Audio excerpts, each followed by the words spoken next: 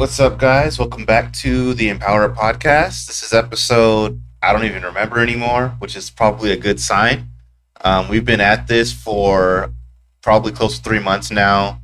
Um, so in this episode, we don't have a guest. It's just Steve and I today.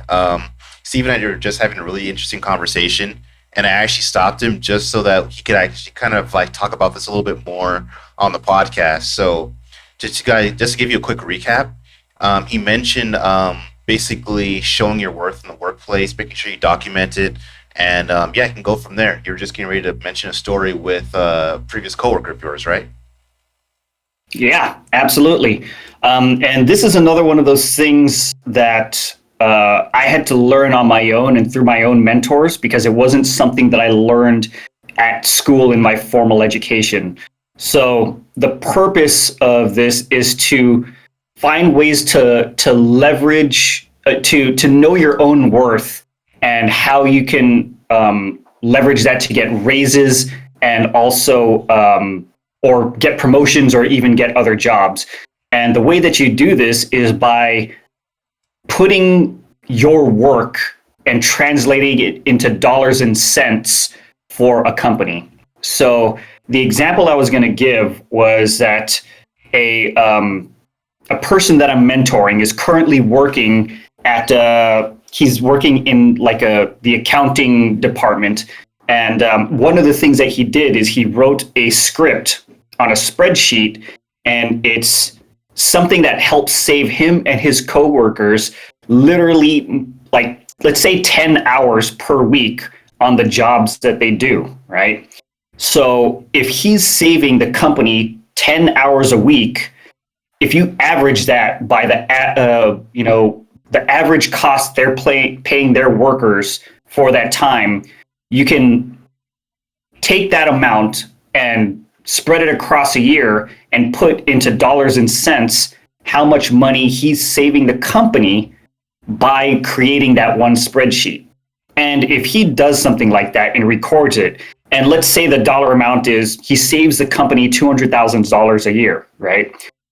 That if he has that, he can use that as a justification for when promotion time comes around. Hey, look, I saved the company $200,000 per year, not just this year, but years going forward because they are using this program.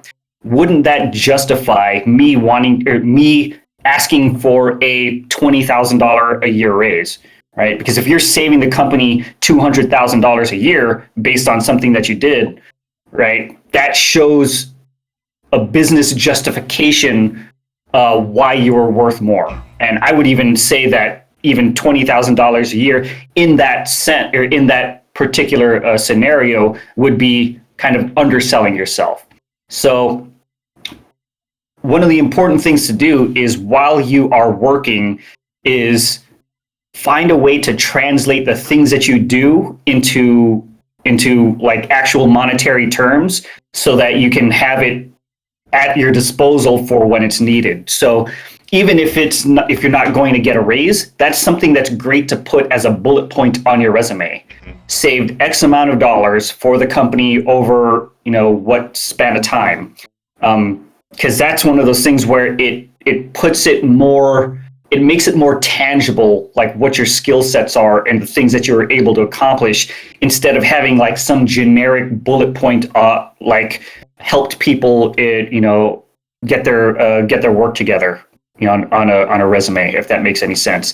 Another example that Byron had mentioned was I had a former coworker who, at his current company, he was a contractor and he was not getting a permanent role, even though he was at the company for like 3+ years.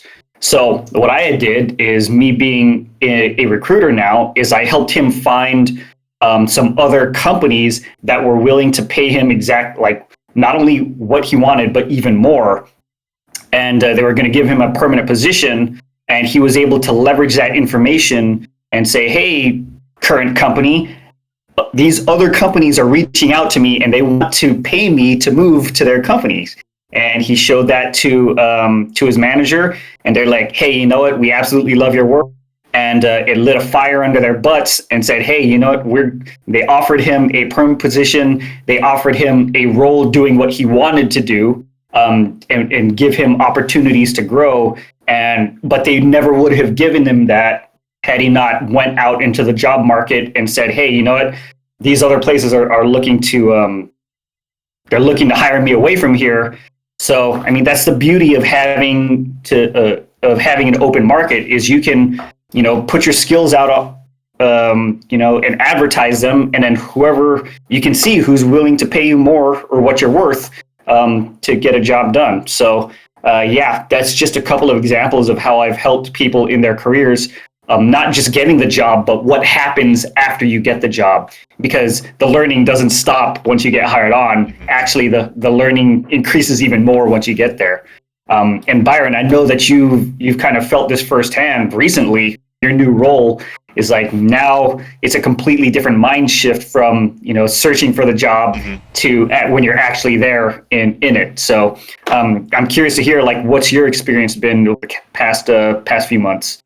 It's been pretty interesting. I guess I could say that I'm just getting past that learning hump, those growing pains. So I'm really getting to the point where I feel that I'm being a little bit more productive for the company. And I know you've mentioned this to me. So something that I noticed was this company's been around for a year now. And from the outside looking in, I can kind of see where they can improve, right? Like they have some good systems in place, but I've been kind of thinking, where's something that I can step up and really kind of fill a hole in, like find a niche that could really speed up the workflow. So that's been something that I've been thinking about, especially with talking to you in the past couple months since I got this position and everything like that too. Yeah, absolutely. And the cool thing is if you're mindful of what are the problems that you find solutions to and find ways to monetize, to quantify and monetize those things, that's exactly what I'm talking about. So if you're able to find ways to streamline your process where you save 20 hours a week, right? That's real money that you're saving this company, because not only do you not have to do that thing anymore, but you're able to focus your time and energy on activities that are even more important. Right. So just keep in mind the things like that. And sometimes it's as simple as you find a cheaper subscription, right? Something that's cheaper and easier to use. And then you can put that in dollars and cents. If you document all of those things, maybe over the course of the year, all of these little things that you save in turn turns out to be $100,000 a year. And then that's dude, that's it. And then you can prove exactly what you did. Right? You're not, generating this out of nowhere. It's not like a guess, but you're actually, okay, so how did you save, $100,000 a year? Well, there was this software program that we're paying for that was let's say $500 a month, but you found something else that was a lot cheaper, and then you add that up, plus all of the other things that you do. It's okay, cool. For me, writing scripts is one of those perfect examples. I'm not even a programmer, but when I was working as a studio admin, I found this a script writer called AutoHotkey, I think, and I was able to write a basic script, and from there I would save so much time from we were manually entering time cards at the time. That was just one of those things that I was able to do. And I had to find the opportunity for streamlining and then go out and find a solution. Definitely. Right. Definitely. So I just talked to some programmers that worked at the company, and they're hey, they were actually the one that showed it to me, because there was one employee that was doing it on his own. And then I was hey, I could probably take that program and use it for the entire studio. Yeah. And that's what I did. So that's how I was able to quantify it. I've been looking for similar ways to help out, because we actually had an instance, I want to say 2 weeks ago. So we have a pretty fast turnaround at our company. We produce new shows each week. And one of the things that I noticed was one of our key AR engineers was actually out on vacation up until the day before our presentation, right? And we really felt the gap, really felt the hole in him not being there, right? So I've been working with him pretty closely now. I'm like, hey, man, so what are the steps, what are the parts in your process that I can take off your plate so that you don't have these late nights? I don't have these late nights. We're getting this stuff done a day or two earlier. So then we're resting easily, going to the show confident that everything is working smoothly and as it should be. Mm-hmm. Exactly. And that's one of those things, like another way of making you even more valuable as an employee. I love that you went to a coworker and asked him about his process, because you understanding what he goes through, it allows you to think ahead of time in solving problems instead of giving him, extra work to do. Right. And I think that's a sign of being an amazing coworker. And I think he loves you for that now, because you're showing that you want to help him out and you want to make his life easier, right? Right. And that's one of those things where even though you may not intend to be doing that, he's in his mind, like programming himself. This is why I love working with Byron, right? Because he's helping me out too, right? And that's something where who knows how that's going to play out in the future. Maybe he moves to a different company and then, you're looking for another job. Right. And then if you ask him for a referral, it's like, yeah, dude, I love working with Byron because I know he makes my job easier. You know what I mean? Right. Absolutely. So many benefits from doing something like that. And again, that's one of those things that they may not necessarily teach you in school, but it's extremely important in the workplace. Yeah, good stuff, man. Good stuff. Yeah, I love it. It's helpful too, and obviously there's a little bit of a selfishness in there as well, like you, which I think is natural, which is normal. That's not something that should be shamed, but it makes myself more valuable on the team as well if I'm a part of like those like essential processes and stuff like that. Yeah, and it's one of the mindsets that I learned from the 7 Habits of Highly Effective People is how to make situations win-win, right? So that it's not just benefiting other people, but it benefits ourselves as well. Because naturally we have WIIFM, what's in it for me, Yeah. right? That's just naturally what we think about because we know our lives and ourselves. But the magic of it is how to make interactions beneficial for the other party as well. Right.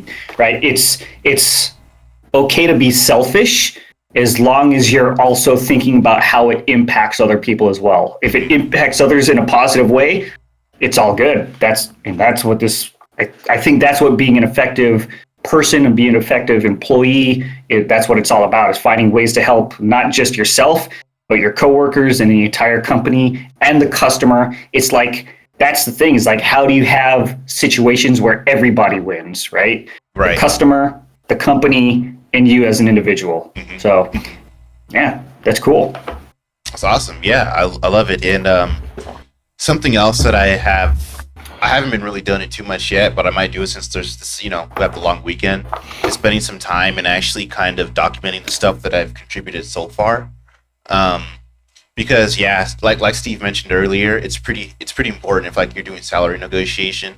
And then another reason for me too is it's just easier to recall it now versus a year from now, because I remember applying for jobs in the future, like a year or two after working at a studio while I was in school, and I'm like, man, what was the name of that equipment? I remember how to use it, I remember the brand, but if they wanted me to get into like the specific model number, I don't remember that. So I had to text an old coworker and be like, hey, can you let me know what that is? So that's something I've been trying to be a little bit more proactive with, because like those very specific things are going to be things that you will definitely forget, and you'll probably shoot yourself in the foot, or if if you don't have that on the resume. Yeah, absolutely. And that's one of those things where you can schedule a bi-weekly just appointment with yourself on your calendar. That's a reminder. Hey, what are the things that I accomplished this week? Or what are the things that I learned? Or how did I save the company money? And just keeping track of that on an ongoing basis, I think that's huge. And that's, again, one of those things that you don't always necessarily learn in the school, in a school environment, is like how to document that stuff. Or maybe it's something that is done automatically for you that you don't take into consideration when you move into the workplace. Like, for example, in school, one way they take care of it for you is with grades, right? So each semester or each quarter, whatever it is, you get your report card or, whatever the transcript is, and they tell you about the grades that you got. But it's up to you to do that when you become an adult, because you don't always get that from your company. So Definitely. now you have to be more mindful of what are the skills that you learned, how well did you do, and then what are the things that you can improve on from there. So that ongoing process is like such a great discipline to have, not just in the workplace, but in your personal life as well. Like if you're looking to improve your health, what are the metrics that you're keeping track of that show that you're moving in the right direction? Is it how fast can you run a mile? Is it what's your cholesterol, your blood sugar level, those types of things? Those are, it's the same exact principle. Is like, how are you keeping track of the things that are important, and then how are you using that as fuel to get better moving forward? Yeah, and the funny thing is too, I remember during COVID, there was a huge push for productivity at first, being like, oh, hey, you have all this extra time, make sure you use it. But eventually people realized that it'll burn you out pretty quickly. But I was on a phase where I was like looking for all these different apps that could actually help me stay productive, and all these different timers and like alarms and stuff like that. But then I realized I have a note app on my phone that came pre-installed. I have an alarm app on my phone that also came pre-installed. Those are literally the basics that you would need. You don't need to use something like Trello to keep track of those everyday tasks if you want to schedule or make sure you're staying consistent with meeting your goals every so often. Yeah. And this part of it is like whatever works best for each individual, because some people they still prefer handwritten, right? They've got their handwritten schedule. And like the goal is to have to be able to keep track of the things that are important to you, and how you do it. It doesn't really matter. And like things change all the time. Like there are different apps that are coming out, or whether it's just handwritten. Like I would recommend doing something other than just keeping it in your brain, because your brain can only hold so much information at a certain time. But again, this is one of those things where it's up to each individual, and then understanding that there's more than one way to be productive, right? Because for me, productivity has to do with what I told you about, right? So finances, relationships, education, service, and health. Like, how are your activities helping you improve in each of those areas? Right. So it doesn't necessarily always have to be work in order for me to be productive. Taking care of my health, my physical, my mental, my emotional health, in my opinion, that's being productive.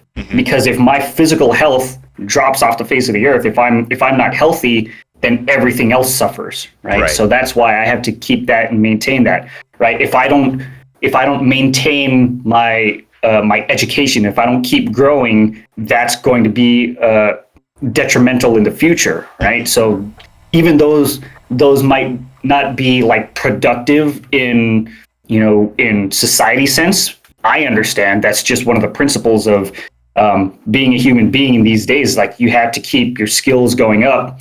Otherwise, you're going to fall behind. So, yeah, there's so many ways to be productive. I don't think that it's just in the work or financial sense, to have that feeling. Yeah, definitely. Because like something that kind of killed me about 2020 was I'm really into running, 5Ks, mud runs, obstacle courses, stuff like that. And unfortunately, I wasn't able to do any because of the pandemic. But I typically like to schedule 2 a year, so maybe one in the beginning and then one like 6 months later, because that gives me something to train for, and that's something that makes me feel really good, to have a goal like that that's just for fun. Yeah, and one of the things that I love about your training is that I know that you've got friends that are doing the same thing, friends that have the same like mindset and are constantly like pushing you to do, especially like physical activities stuff like that. And that's one of the hacks to use is like, if you feel that you're undisciplined with regards to certain aspects of your life, whether it's physical or educational or health or something like that, then making promises to people that you care about is a great motivator.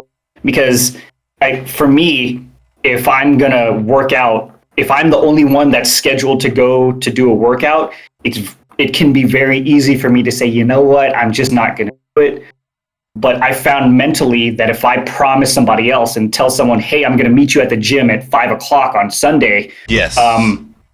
Then that's that extra motivation. It's like, oh crap, I don't want to let that person down. They believe me, they trust me to go there. So in a situation where I probably would have, let myself slide because there's somebody else involved, it's like, oh, you know what? I need to get my ass on the ball and actually get up to the gym. So another one of the great things about this podcast and doing this with you is like, I told Byron I'm going to be there at 2:00. I better be there because I don't want to let him down, right? Yeah, definitely. And it is so funny too. Like you're mentioning, like my friends doing these competitions with me. I remember having a pretty funny conversation with one of my friends. We signed up for a 5K that we did about 3 weeks ago, and he mentioned that unfortunately he sprained his ankle. It was good in time for the competition, but he sprained his ankle while we were training a few weeks before. And he said, "Yeah, man, it sucks because like I like running with you because I don't like to stop until you stop." And I'm like, "Man, it's funny because I don't stop until you stop." So you can imagine we're just running the whole time. We're both totally out of breath the whole time. Right. And that's why competition can be so good, because it helps you push yourself in ways that you never thought that you could. Right.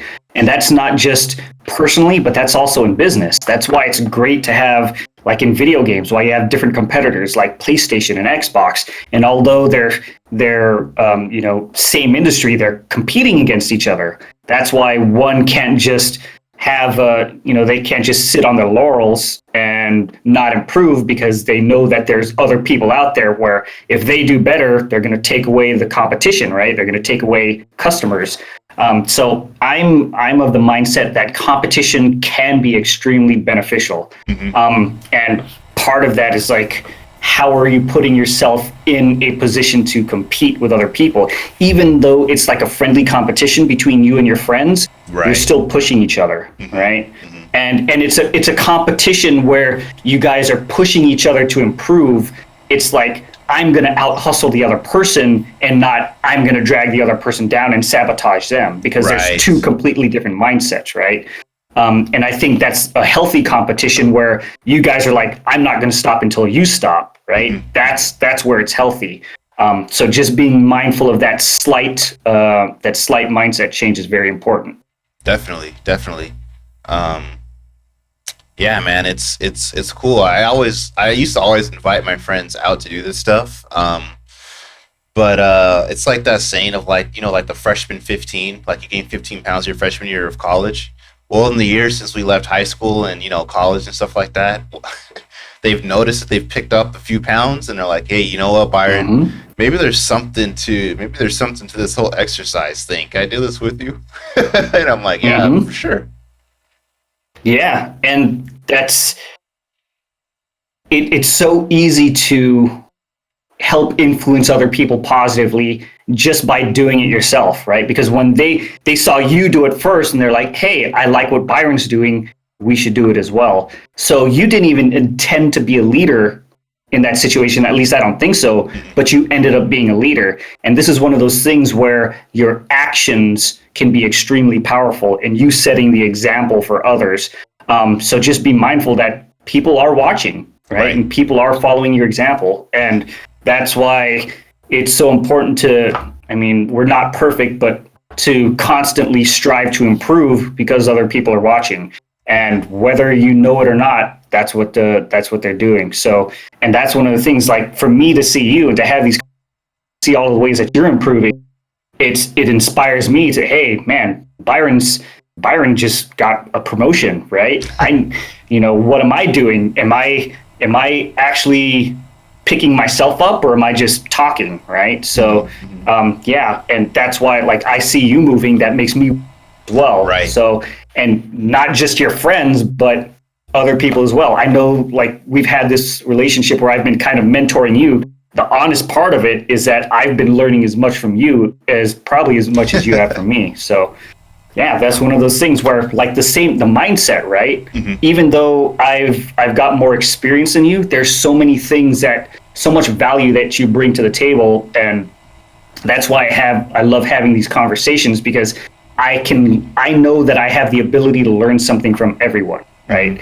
Old, young, male, female, no matter where they're from, people have something to teach me. And now that I have that mindset, I think that's been very helpful for me, just to open up, have conversations, and me to continue to grow as a person. So thank you for that, Byron. Thank you. Man, that's awesome. Yeah, being open-minded for sure is a pretty big part of it. Yeah, it's cool, man. Like, even in my current work environment, it's a startup. So due to due to the nature of it being a smaller business, we have to kind of wear different hats. And I like to think that I've accepted that pretty, like, wholeheartedly. So it was pretty funny, actually, talking with a couple of my coworkers on Thursday. We had a pretty intense recording session, and I primarily help out with, like, the programming and stuff like that, but also, have that background with audio engineering and all that kind of stuff. So one of my AR team members was just like, "Hey, Byron, it's really cool that you're like, you're kind of like a jack of all trades." He's just like, "We're really glad to have you." And it's like you said, right? I wasn't necessarily talking to him about it, bragging about it, but he just kind of saw my work ethic, and I guess it shined through. So I'm really happy to see that that it's been paying off. Yeah, and like that relationship in a workplace is so important, because these are people that you're spending 40 plus hours per week with, and that's why it's so important to have that character trait of just being a cool person to hang around, being someone that people are comfortable working with, and being someone that others can rely on. Because, like, sometimes you spend more time at work than you do with your own family or friends, right? And that's one of those things. That's why your reputation is so important when it comes to getting a job. Like, we discussed this in previous podcasts, know, like, and trust. That trust factor is huge, right? And we had mentioned this before, is like, you had this, you have this current relationship with your coworkers. Who knows how that's going to play out, like, 5 years from now? Maybe he moves to a company and you're in search for a job, and, like, if you ask him for a referral at this new workplace, what's that referral going to be based on, right? Because if he spent 3+ years working side by side and he knows how awesome of a person you are, that's a huge it's extremely powerful if he's making the recommendation, because he's not going to want to work with somebody that's lazy, right? He's not going to want to work with somebody that's a jerk. And if he's in that position, he can give you a referral, or he can he can refer you negatively, right? Because there's been someone who has a reputation for being a jerk, and he's looking for a job, and he interviews for the position, and the coworker says, "Hey, don't bring him on, because he was a cancer to the team, and he made everybody feel horrible." So yeah, that's why it's important. So, I mean, good stuff, Mr. Byron. Dude, it's really funny. I actually have a story that's related to that. It's not necessarily a coworker, but I used to work at a bunch of summer camps, the YMCA in the LA area, and I remember I had a group of kids in my first year doing the camp as a counselor. One kid always gave me trouble. He was cool, but he always gave trouble, right? And eventually he got kicked out of that camp and was placed he had to go to a different camp in the same area. Well, I got a job there a couple summers later, and then they were all complaining about this one kid. I'm like, "Hey, I remember that kid. I had him 2 years ago." And it's just like, oh yeah, parents thought we wouldn't find out. You always find out. So that's like a similar situation. You know what I mean? Like, no one wants to deal with a dick. Mm-hmm. Yeah.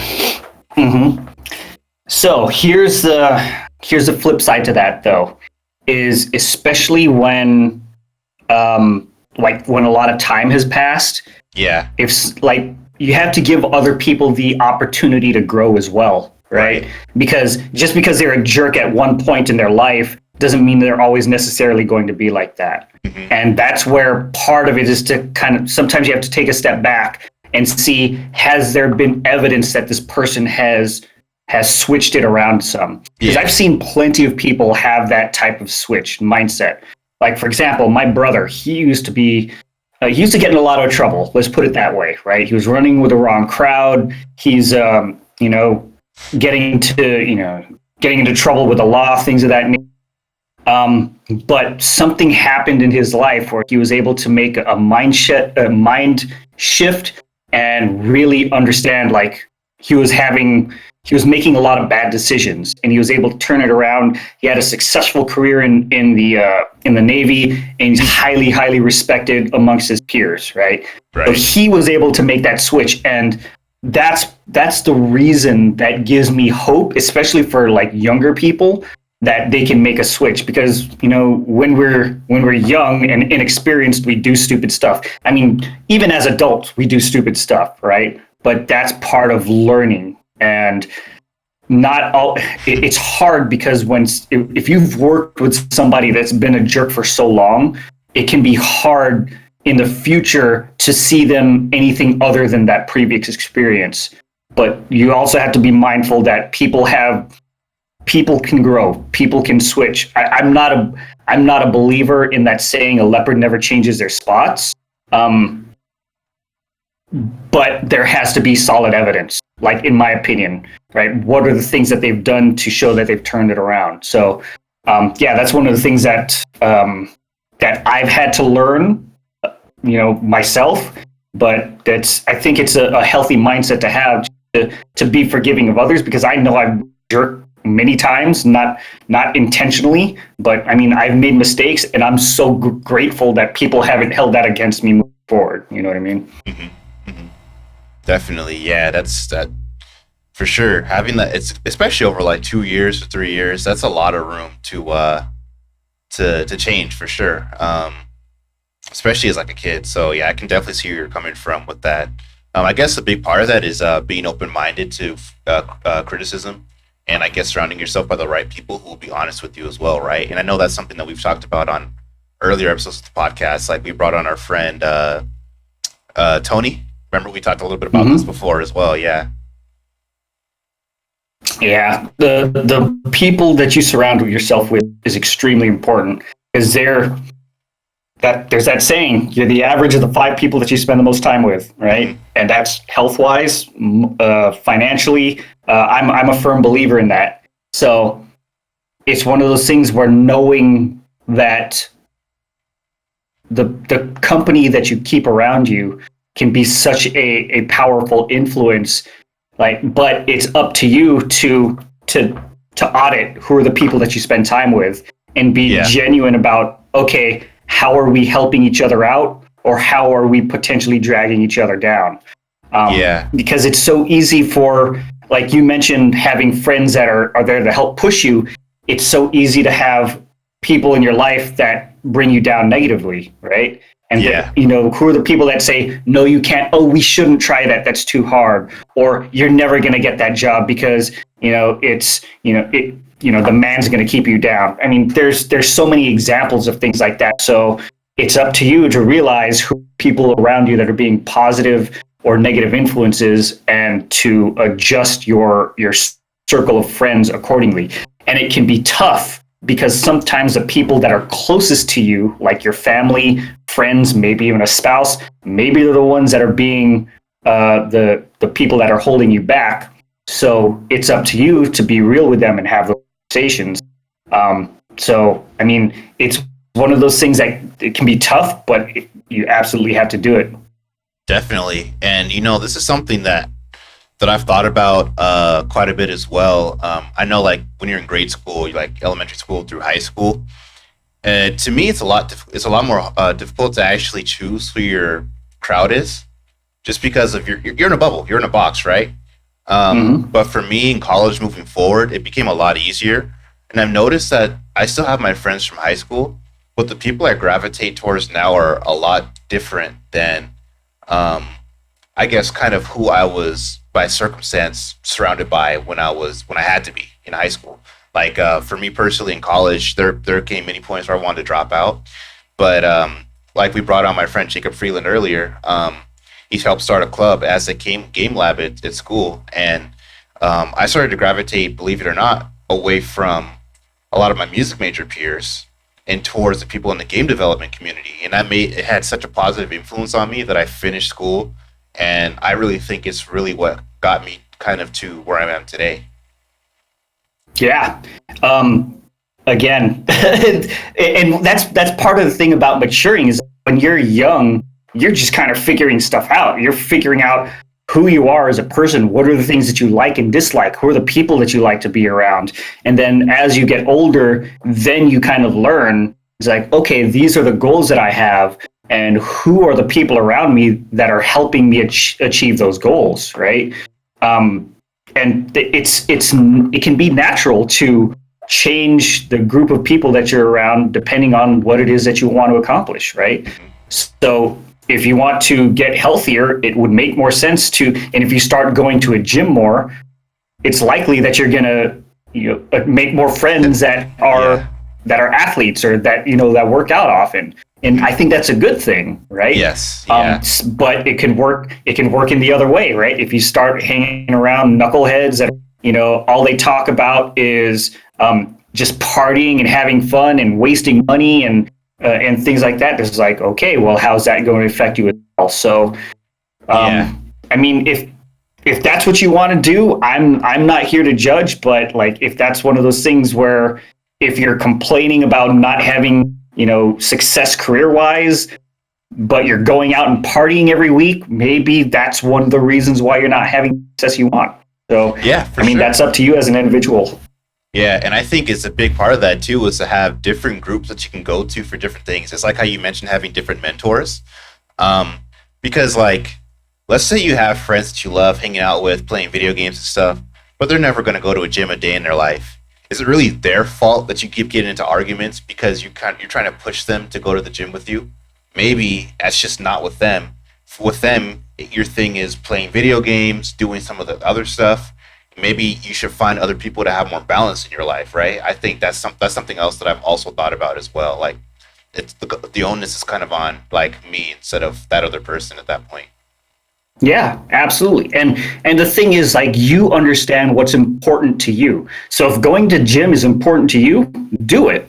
And then your friend, if they don't want to go to the gym yet, maybe they just haven't had that aha to realize how important physical health is, right? Mm-hmm. But there might be a time where they have like some sort of health emergency, right? And then they're like, oh crap, I can't continue with this way of life.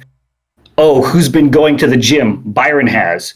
Byron, would you mind mentoring me and showing me how do you have a successful workout routine? How do you have a healthy eating plan, a lifestyle? And that's your opportunity to be able to be the mentor and teach, is because they finally had that mindset switch to be open to the information. Right. There's that saying that goes, when the student is ready, the teacher will appear. And that's why, like, in my opinion, I'm just here like to take the stuff that I've learned, like the valuable information that I've learned, and just sharing with other people. My job is to be able to do that and look for the signals of when are people ready to hear it. Like, the reason why I love having these conversations is because you're open-minded to the information, right? You're actually listening and it's making sense to you, right? That's what I'm looking for, is like, I'm just here to help out people. And then whenever people are ready to accept it and receive it, they will come back, right? So I'm not forcing you to do any of this, and I'm not trying to force anybody. I'm just here to speak my truth, and whoever hears it, whoever finds it valuable, they'll jump on board, right? Mm-hmm. So that's one of those things where it can be tough, especially if you have loved ones. Something good for them, and you want them to do it so badly, but you can't. Like, you can lead a horse to water, but you can't force them to drink, right? Yeah. So you just got to be ready for if and when they make that change. And if they don't, then it's up to you to determine how much time do you want to spend with that type of energy, right? Yeah. Maybe you limit the energy for a little bit, and then maybe 2-3 years down the line, that's when that switch happens, and that's when you'll to reestablish the connection with them. You know what I mean? So Mhm.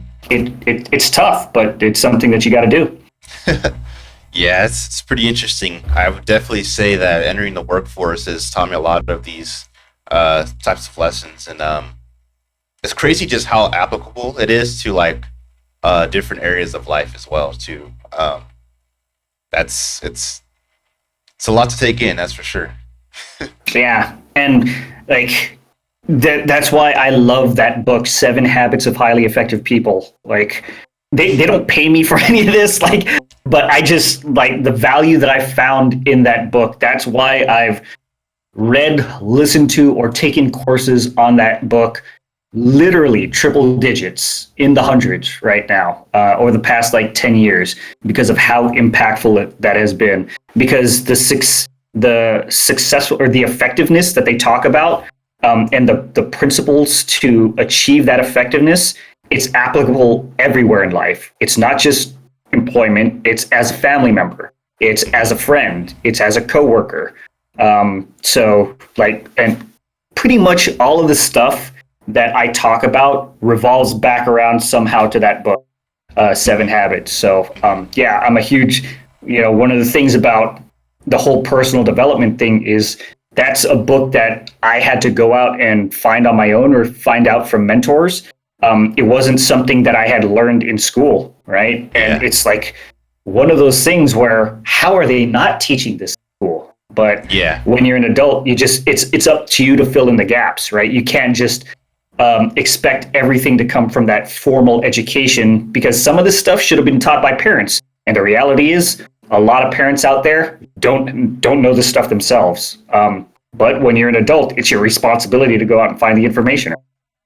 Yeah, definitely. And you just reminded me of another book. Unfortunately, I can't remember the title, but I will look it up after the podcast. But it deals with kind of negotiation, um, uh, and basically just talking to people. It's through the lens of someone who was an FBI negotiator for what, like 20 years or whatever. And Mm-hmm. but he explains how he uses it when he's just talking with other people, and it sounds kind of manipulative, but it's really the idea of making sure that you're actually listening to people, addressing their concerns, and then either coming up with a solution or coming up with a more like reasonable response to them. You know what I mean? So it's The, really interesting. I think that the book that you're referring to is Never Split the Difference by Never Chris split the Voss. difference. Yes, never split the difference. Yeah. That was a good book. Yeah. Oh yeah, absolutely. Oh my goodness. And that's one of those things is like when you get into personal development and when you find the ones that click, it gets like addicting, because you're like, you have so many aha moments. It's like, oh my, like how did I not know this stuff? Right? This is so valuable. And I mean that's the type of impact that I want to have on other people. Is like, because I'm taking essentially all of the stuff that I've been learning from these books and practicing it and helping teach it, because the more that I teach it, the better I understand it myself. Because if I can't teach it, that means I don't understand it, right? Yeah. So yeah, like that book on negotiating, there's a lot of the stuff that I talked about that came from that book as well, right? Yeah. So yeah, like Never Split the Difference, Seven Habits of Highly Effective People, Rich Dad, Poor Dad. Oh my goodness, the books that I've read and come across are there's so many of them that I want to talk about. But I mean, we've only got we'll get the opportunity to in future podcasts. But maybe that's one of the things that we'll do is just like find books that we read and talk about them and summarize them. Yeah, we'll do that. Definitely, because I'm always watching resources, and like something else I've been or reading or watching resources, and of course I live in the LA area, so with that comes traffic, right? So I have time to listen to a lot of podcasts and videos and stuff like that while I'm driving, and I found this channel called Film Courage, which is pretty interesting. Of course, it's through the lens of the film industry, but I think that there's a lot of similarities between that and gaming industry because it's all entertainment. Um, so it's really cool, like talking about something that they mentioned that I thought was really interesting was like gaining technical skills. to gain easier entry into the industry, right? So the equivalent in the for like game design is everyone wants to be a director. Everyone wants to be a director in film. Maybe it makes more sense for you to become like an assistant, work on like sound, video editing, something a little bit more technical, where you're still involved in all of the different facets of the industry. But when it's your time, you actually have a well-grounded understanding of the fundamentals. So you're gonna make a great product, right? And in terms of the gaming industry, because I was thinking about that, is you always recommend people get into like QA, and QA probably also touches a lot of different areas. You're probably talking with a lot of different people. So it's the same kind of idea of, hey, don't give up, try a different angle. You know what I mean? So it's a really, really Yeah. interesting channel as well. Yeah, and that's one of the reasons why not only QA but also starting off as an independent developer or working with a small indie team. I think that's huge because you get to in a small indie team you get the opportunity to wear more hats, right?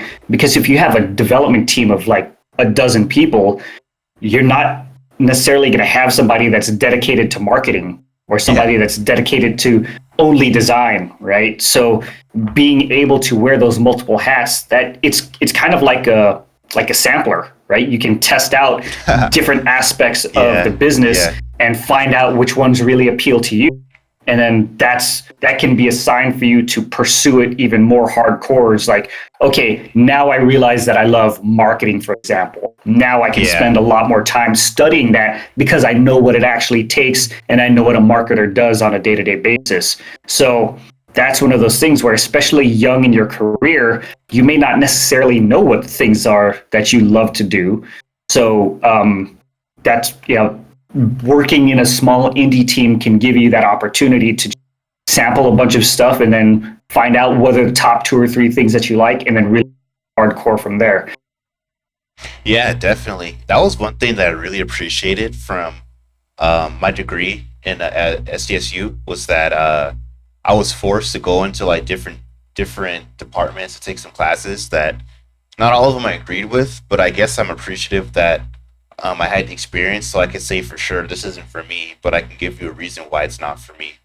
But there are some classes that I appreciated taking. Like I took a class on photography in the summer, took a class on like illustration, so I learned Photoshop and Illustrator. And I'm by no means a great graphic designer or illustrator, but I understand kind of the basics. So if I'm talking to someone, um, I'm not completely lost in a conversation, right? Because like you said, we all have to wear multiple hats. So on smaller teams. Yeah, not only that, but it also gives you appreciation for the talents and skills that other people have, Yeah, right? definitely. And understand that it's hard work to do what they do, right? Because like when you see, for me, an example was seeing an amazing commercial, right? Before I was just like, oh, it's a commercial, but now that I see the skills that like motion designers have and like Yeah, how much work it takes to make all of these beautiful graphics. It's like, oh my goodness, that's crazy. Like it is. somebody went to school for 5+ years and worked in the industry for 10, and that's how they gained the experience to make this beautiful artwork. And it's like, oh my goodness, okay, now it makes sense, right? Hmm. And to have that appreciation and to be genuinely grateful when I like a motion graphic designer, it just makes me appreciate them more and make me enjoy seeing these works of art even more. Yeah, definitely. It's amazing too. Like the kind of stuff they make between the art and especially animation as well. Like it's crazy. It's just crazy. Like you hear stuff like the Spider-Man Miles Morales movie, right? And that was a big hit, especially with like the animation and the art communities. They still kind of bring that one up, you know. So it's awesome, like all the different disciplines, and for sure I do have greater respect after going through those classes. And like crazy thing now that I enjoy doing is at the end of a movie or at the end of a video game is watching through the credits, not just for like the post credit scenes, but just looking at all of the amazing people that had to contribute to put together these types of entertainment, right? Like a Marvel movie. to Yeah. sit there and see not just the main actors, but also who are the production coordinators, who are the lighting artists, who are the people that put the CG together, and understand all of the hours of time and effort that they put into making this amazing movie that I just watched. Right? It's cool because especially me working with these people and finding them like on LinkedIn and looking at somebody in the, oh my goodness, like this producer that worked on, you know, the Spider-Man game that I played and enjoyed. Yeah. Like knowing that I'm talking to somebody that had direct input on creating that game, it makes me nerd out when I'm having conversations. And that's just one of the cool things is just like appreciate. And I think they like when I'm having these conversations, people can genuinely tell how appreciative I am of the work that they put in, and that helps us build a connection. So yeah, it's just a cool thing. Just and another one of the things that I learned just from working in the industry is that people aren't just names in the credits, but they're human beings, right? The challenges that they've had, you know, the things that the problems that they've had to overcome just in order to put together a like a AAA video game, right? Because the sacrifices that they made with their family, maybe, you know, or making this game during like COVID times, like, it's crazy. Yeah. It's awesome. That's how I feel too with the company I'm at, right? It's a pre-COVID idea that really got the ball rolling in COVID. So the amount of progress that we've been able to make is like it's crazy. It's awesome how everyone like does their part and seeing what they can do and everything. And another example, I mean, that you brought up, right? You mentioned like watching the credits. Something that's amazing to me was like we mentioned Shang-Chi before we started the trailer. The choreography in that movie was off the charts. Like, I'm pretty sure that dude didn't really know martial arts going in, but like for me, I grew up watching Jackie Chan, right? And he did a lot of his own stunts, and you could tell that the camera didn't have to pan away as much because he was actually performing the stunts and all that kind of stuff. So it was like that's awesome, man. Just seeing that kind of thing, like you know that like man, this guy had to train for months and months and months to be able to pull off these stunts. Yeah, and that's one of those things like having that realization and then saying, "Oh my goodness, what could I do if I trained that diligently in martial arts?" Because that's weird, crazy like dream of mine is to have a choreographed like fight scene with somebody just out in general public. I think that would be super cool. And yeah, that's that movie that just came out. That's why I'm so just captivated by seeing people that are able to dedicate themselves to a certain task or a certain genre or a certain skill and then really focus on that and become excellent at it, right? Mm-hmm. Because even like the best yo-yo person in the world, right, has dedicated hundreds and hundreds of hours to doing that. And no matter what the thing is, it gives me a little more appreciation for the time and dedication, and I can be appreciative of whatever the hell people are passionate about, that if they're following it and that's what really makes them, that's what I'm here for, is like I'm helping find what people are passionate about and helping nudge them in that direction and find a way to make a living doing that that thing that they love so much. Yeah, it's awesome, man. It's so cool. Oh man! And with that being said, Steve, we're actually nearing the hour now. So, is there anything you'd like to leave them with? I know we covered a lot of stuff in this episode, but want to give them like a quick summary of like the most important points? Maybe reiterate WIIFM, Fresh, and basically what it takes to stand out and documenting your work in the industry. Yeah. So big part of it is like going back to the 7 habits. One of the main habits, beginning with the end in mind, is like, what are the things, what is the life that you want to have?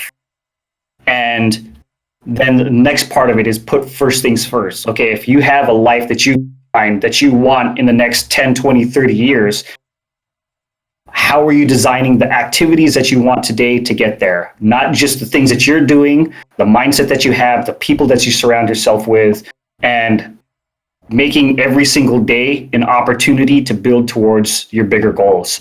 Understanding that it's not going to be perfect for you or for anybody else, but just understand that we all have the same types of dreams, and just find the people that fit what you're, the same goals and mindset that you have, and help add them to your team so you can help each other, going back to win-win, right? How do you get what you want, and how do you help other people get what they want, right? That's it. Awesome. Thanks, Steve. And thank you guys for tuning into this episode. And I hope you guys tune in for more. All right. There you go.